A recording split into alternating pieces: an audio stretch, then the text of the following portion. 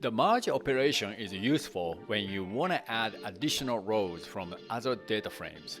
There are four types of operations around merging data. The first is bind rows, which would simply add rows from the target data frames on top of the current data frame, which is similar to union or if you're familiar with SQL. As you can see in the picture, the result might end up having duplicated rows. The second is union, which will bring rows from the target data frames that doesn't exist in the current data frame. This is similar to union of SQL.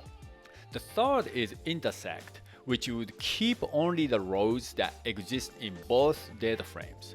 The last one is Setdiff, which is the opposite of intersect. It will keep the rows that exist only in one of the data frames.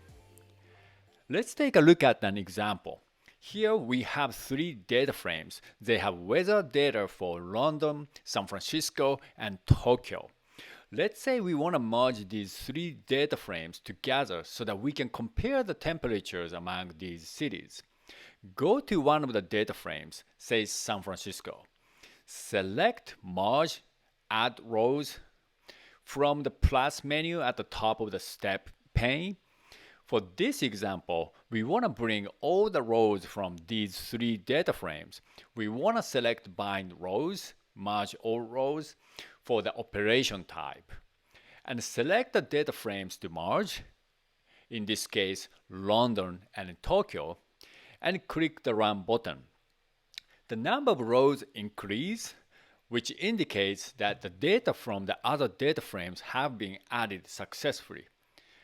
Also, there is a new ID column that identifies which data frame each row is coming from. Under the summary view, we can see the three data frame names under the ID column. Now that we have merged all the weather data together, we can compare the temperatures of those three cities with line chart.